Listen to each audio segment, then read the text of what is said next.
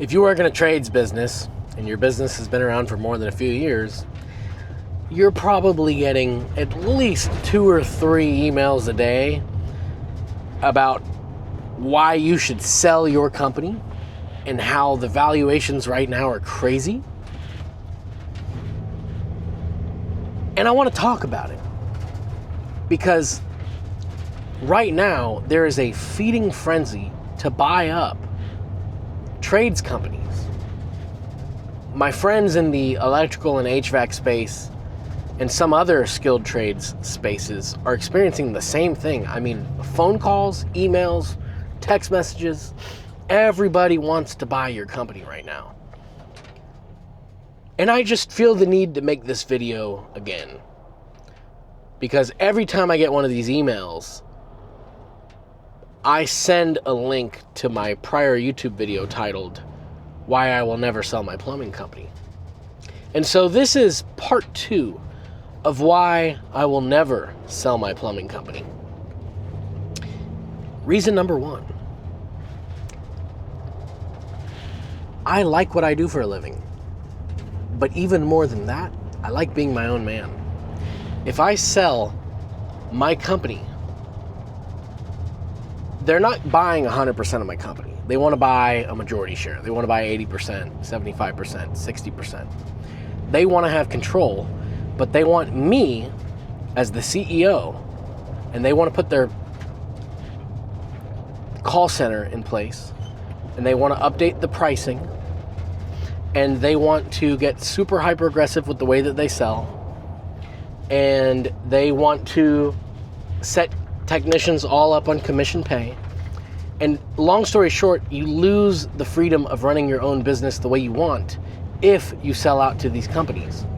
Because what they do is they consolidate all of the companies they buy. They're going to get you on Service Titan, so you got to kiss your old CRM goodbye. They're going to have a centralized call center, so goodbye one-on-one conversation with the clients. Goodbye one-on-one customer service over the phone. It's going to be some girl out of Kentucky answering the phones. You lose control over your company whenever you sell. And I'm just not willing to do that. I more than the money. Like if I make a pretty good salary, okay? I make good money. If you were to offer to double my salary tomorrow, but I give up all of the freedom of running my own company, I wouldn't do it. Like it's just not worth it to me. I got my license and I started my company so that I could be my own man and be independent. I answer to no one but God, and that's a beautiful thing. And I'm very grateful for that. The vast majority of Americans can't say the same thing. You know, they have a boss, they have somebody they have to answer to that's higher up than them. I have true freedom. With great freedom comes great responsibility, however. And so I'm not judging those who choose to sell out because it's easier. But for me, it's just not an option. So that's reason number 1. Reason number 2. What are we going to do if every company gets bought up by private equity? What is in the best interest of the consumers if every trades company is owned by a larger private equity firm and they're all pushing to monopolize an area? That's not good for the consumers. It's not ethical, but they're getting away with it. So that's reason number 2. I don't think it's good for the consumers. And really, reason number 3, this kind of goes back into reason number 1 and 2, but I just find it to be highly immoral the way that they run these companies whenever they take them over. I mean, I'm highly opposed to the commission-only pay structure. I think it's highly unethical. I think it puts you and your customer at odds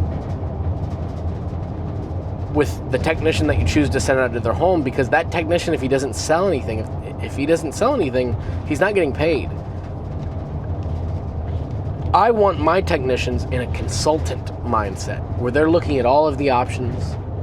And, you know, look, sometimes you just need to do a repair. I did a service call earlier today where a good customer of mine has spent tens of thousands of dollars with us. She had a backed up kitchen drain. And, you know, whenever you're a commission plumber, you're thinking, oh man, I need to not, you know, I need to find a way to hit this out the park. But that's not always ethical. You see, I was able to unclog her drain in about an hour. You know, I charged close to $400, so I made a fair wage. She paid a fair price. Everybody wins.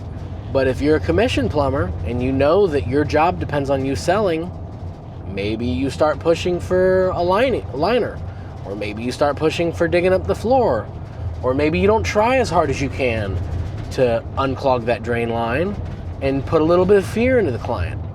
I would never do that, but I know plumbers that do that. I've seen it happen.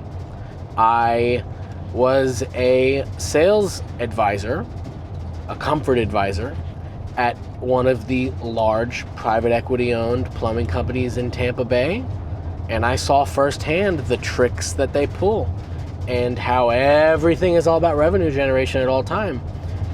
The problem is, if your customer finds out, you've lost that customer for life. And then where does all that revenue go? These companies don't care about the customer, and they don't really care about the technicians. And so my third and final objection, at least for this video, is that I object to the morality of the way that they run these businesses. You know, I'm a Christian. I have to answer to God.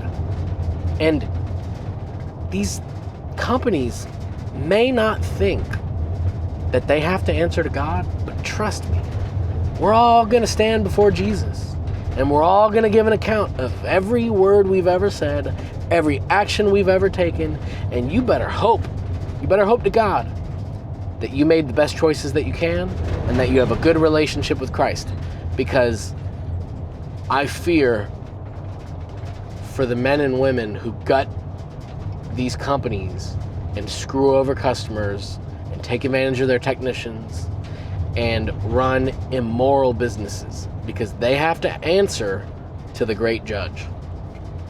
That's all I got for today, folks. I hope you all enjoyed watching. Thank you so much. Hope you all have a great day. Peace.